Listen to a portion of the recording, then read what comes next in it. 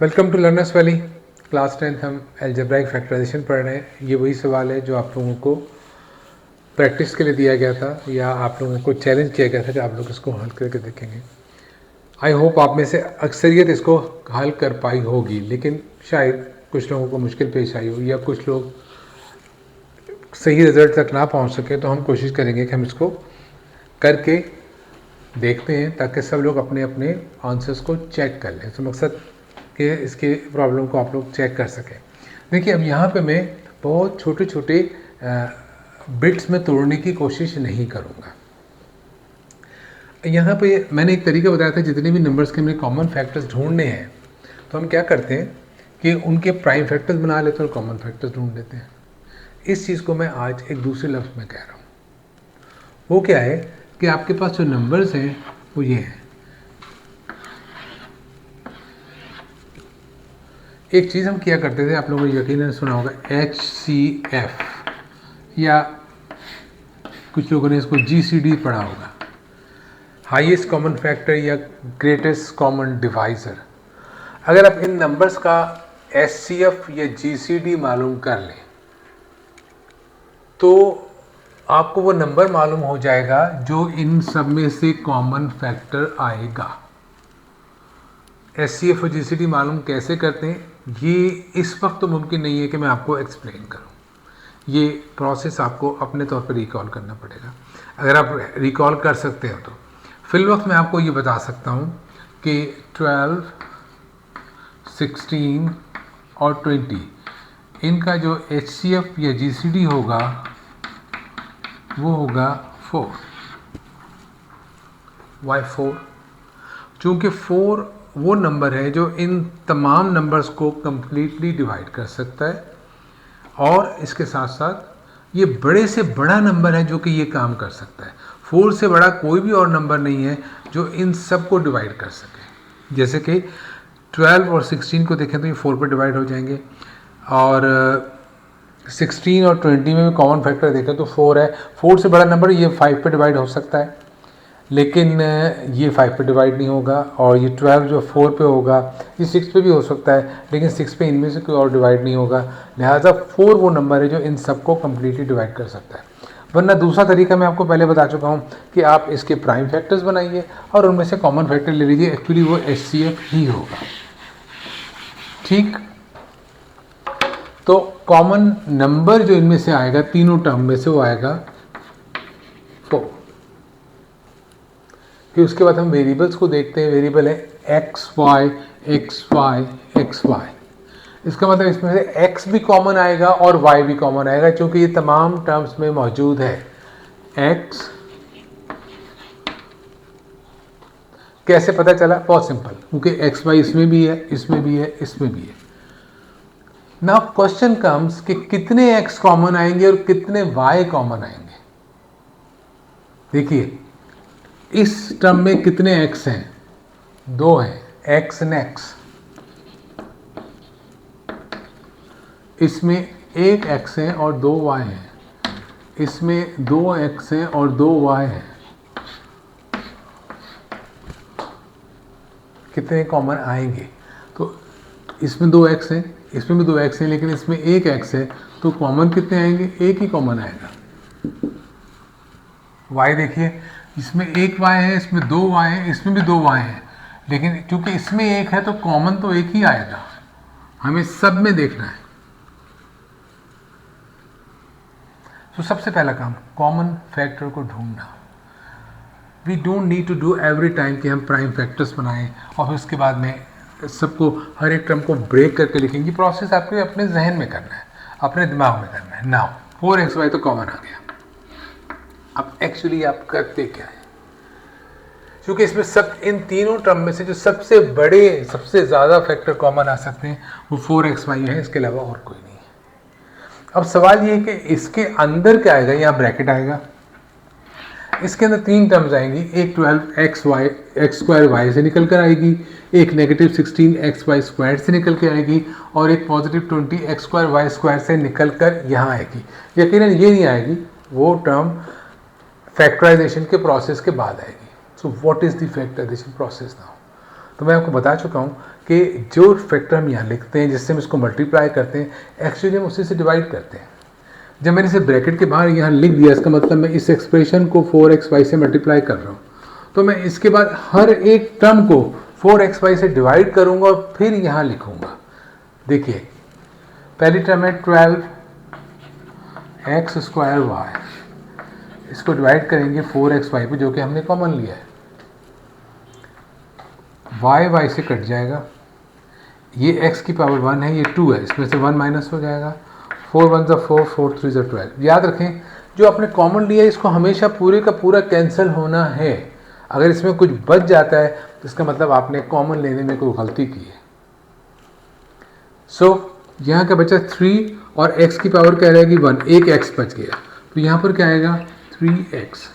इसका साइन क्या होगा, देखिए ये भी पॉजिटिव है, ये भी पॉजिटिव है, पॉजिटिव को पॉजिटिव से मल्टीप्लाई करेंगे या डिवाइड करेंगे तो क्या आएगा, पॉजिटिव ही आएगा। नाउ एक टर्म की तो हमने कैलकुलेशन कंप्लीट कर ली, let's see the second term. वो है नेगेटिव 16xy² और हमने कॉमन लिया है 4xy। ये रफ वर्किंग है जो मैं कर रहा हूँ साइड में। 4 1 ज़ा 4 एंड 4 4 ज़ा 16। x से कट गया, एक y कट जाएगा तो क्या रह जाएगा, एक y। साइन क्या होगा, ये माइनस है और ये क्या है plus, minus times plus is minus. Now -4y। तो ये साइन कहाँ से आता है, ये साइन इस टर्म को इस पर जो हमने कॉमन लिया है डिवाइड करने के बाद हासिल होता है। नाउ लास्ट टर्म हमारे पास है पॉजिटिव 20x² और हमने कॉमन लिया है 4xy। नाउ 4 1 ज़ा 4 एंड 4 5 ज़ा 20। साइन क्या होगा, प्लस प्लस प्लस रहेगा, xy और यहाँ x² y², एक x कट जाएगा, एक y कट जाएगा, तो क्या बचेगा, एक x और एक y, positive 5x and y।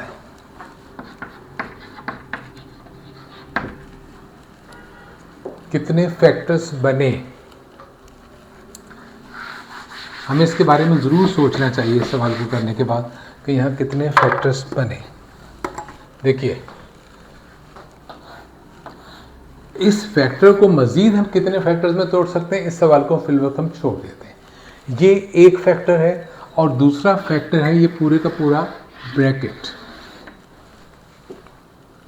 दो फैक्टर्स हैं, एक फैक्टर है पॉजिटिव 4xy और दूसरा फैक्टर है ये ब्रैकेट, और इस ब्रैकेट में क्या है 3x - 4y and plus 5xy। ये दो फैक्टर्स बन गए। हालांकि इसको तो मज़ीद हम नहीं ब्रेक कर सकते, तो एक ही फैक्टर आएगा, लेकिन 4xy को चाहे तो हम 4 फैक्टर्स में तोड़ सकते हैं, 2 × 2 × x एंड y। इस 4 को हम दो फैक्टर में तोड़ सकते हैं, 2 × 2, और xy को हम तोड़ सकते हैं x एंड y में। लेकिन एट द मोमेंट हम इसको एक ही फैक्टर कहेंगे। जब हम टेकिंग कॉमन का प्रोसेस या कॉमन फैक्टर का प्रोसेस करेंगे तो हमारे पास दो फैक्टर आएंगे, एक ब्रैकेट के बाहर होगा और एक ब्रैकेट के अंदर होगा।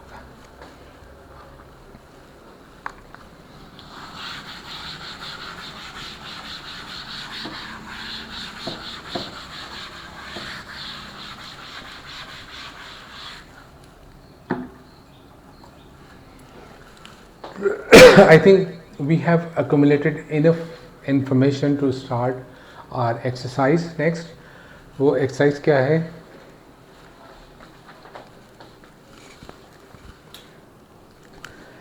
आपके फैक्टराइजेशन का चैप्टर 4 है। Sorry, this is I am calling all the time class 10th, this is class 9th। ये क्लास 9th है और इसकी ये एक्सरसाइज है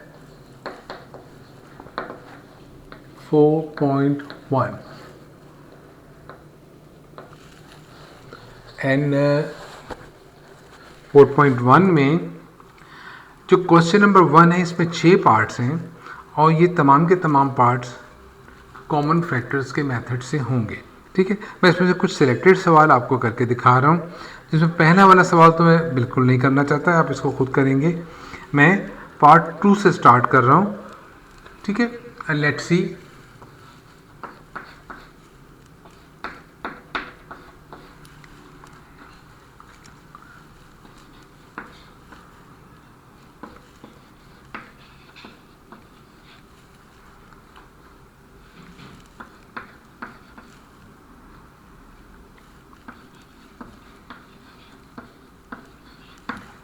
Okay, so this is the second part of question 1 exercise 4.1. कितनी टर्म्स हैं? 1, 2, 3. तीनों टर्म्स में कॉमन क्या है? पहली टर्म तो है ही एक्स स्क्वायर, तो यही कॉमन फैक्टर ढूंढिए सब में. यहाँ भी एक्स स्क्वायर मौजूद है, यहाँ भी एक्स स्क्वायर मौजूद है. अब इस पहली टर्म में से तो सब कुछ ही कॉमन आ चुका है, लिहाजा मजीद तो कुछ कॉमन आने का सवाल ही पैदा नहीं होता. तो हम क्या करें? एक्स स्क्वायर ही कॉमन आ जाएगा. अब एक्स स्क्वायर जब पूरे का पूरा कॉमन चला जाएगा तो आप लिखोगे क्या? यहाँ पे तो कुछ बचा ही नहीं. So we have to go back to our process. मैंने क्या बताया था, जब हम ये कॉमन लेते हैं तो इन तमाम टर्म्स को 1 बाई 1, ये टर्म क्या है? एक्स स्क्वायर, और हमने कॉमन क्या लिया है? X square. X square cut जाएगा तो क्या बचेगा? 1. इस बात को मैं यूँ भी कह सकता हूँ कि इसके अंदर एक्चुअली 2x ही नहीं है, एक और फैक्टर भी है 1. मैंने कहा था 1 को हम जिक्र नहीं करेंगे जब तक कि हमें अशद ज़रूरत ना पड़े, तो उसकी ज़रूरत अब पड़ गई है. एक्चुअली एक्स स्क्वायर जो है ये क्या है? 1x और x है. एक्स स्क्वायर हमने कॉमन ले लिया तो क्या बच गया? 1. अब दूसरी टर्म है यहाँ पे प्लस 3x² y, और हमने कॉमन लिया है एक्स स्क्वायर. एक्स स्क्वायर से कट जाएगा तो क्या बचेगा? 3y. प्लस का साइन है, प्लस प्लस प्लस रहेगा, प्लस. तीसरी टर्म है 4x² y² z, और हमने कॉमन लिया है यहाँ पर एक्स स्क्वायर. एक्स स्क्वायर से डिवाइड करेंगे, एक्स स्क्वायर से कट जाएगा. पहले बता चुका हूँ ये कैंसिलेशन का प्रोसेस पूरा ख़त्म होना है, डिनोमिनेटर को पूरा कैंसिल आउट होना है. अगर ये कैंसिल नहीं हो रहा है तो आपके कॉमन लेने में गलती हुई है कोई.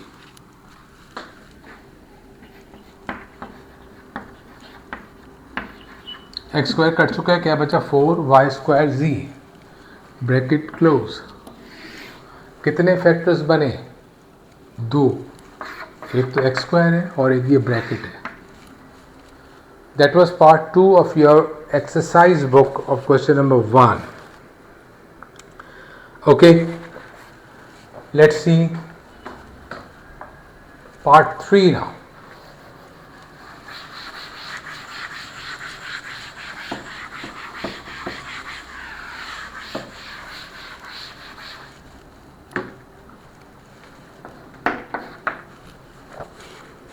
Part 3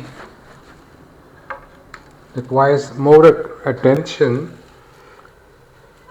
It says 3PQR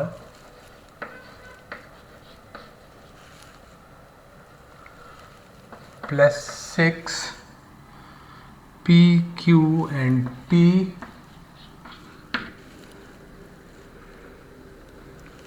plus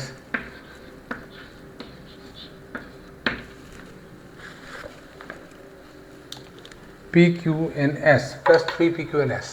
कितनी टर्म्स हैं? अब मैं इस स्टेज पे ये सब बात बताना नहीं चाहता कितनी टर्म्स हैं. तो सिंपल सी बात है कि 3 टर्म है, 2 प्लस के साइन नज़र आ रहे हैं, तो ये प्लस के साइन इस एक्सप्रेशन को 3 पार्ट्स में डिवाइड कर रहे हैं. फैक्टर्स सारे के सारे अलग अलग नज़र आ रहे हैं सिवाय 3 और 6 के.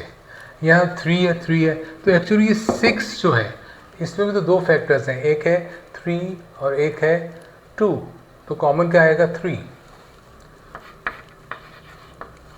इसके अलावा वेरिएबल को चेक करें. P इसमें है, इसमें है, P भी कॉमन आ जाएगा. Q भी दोनों में है. तमाम टर्म्स में Q मौजूद है तो Q भी कॉमन आ जाएगा. अब इसके बाद यहाँ R है, इन दोनों में R नहीं है, इसमें T है, इन दोनों में T नहीं है, इसमें S है, इन दोनों में S नहीं, लिहाजा इसको हम कॉमन नहीं ले सकते. देखिए ये है टर्म 3PQR, और कॉमन क्या लिया है आपने? 3PQ. 3 से कट जाएगा, P से कटेगा, Q से कटेगा, क्या बचेगा? Plus R. ये भी प्लस है, ये भी प्लस है. सेकेंड टर्म है 6PQT. कॉमन क्या लिया आपने? 3PQ. देखिए 3 1 3, 3 2 6, P से कट गया, Q से कट गया. क्या बचा, पॉजिटिव और पॉजिटिव, साइन पॉजिटिव ही रहेगा 2t। Third term 3pqs upon, common क्या लिया हमने 3pq,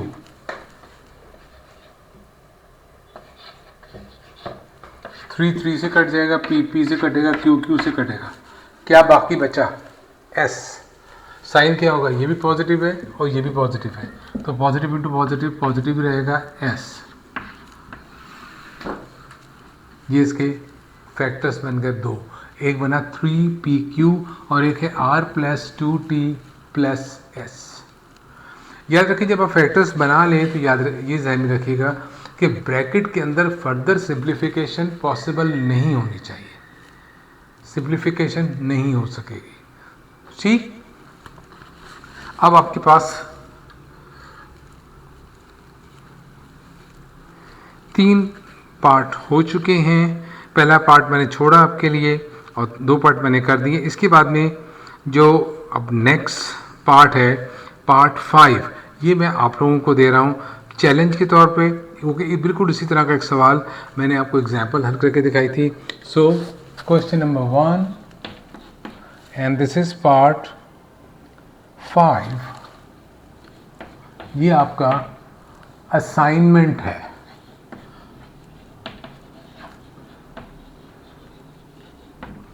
ये आप आजकल बहुत लफ्ज़ इस्तेमाल किया जाता है, डू इट योरसेल्फ। आप इसे खुद करेंगे। ओके, सो अपने नेक्स्ट सेशन में इंशाल्लाह हम इस सवाल को भी डिस्कस कर लेंगे और उसके आगे भी इन सवालों को ख़त्म करेंगे। ठीक है, so till then thank you very much.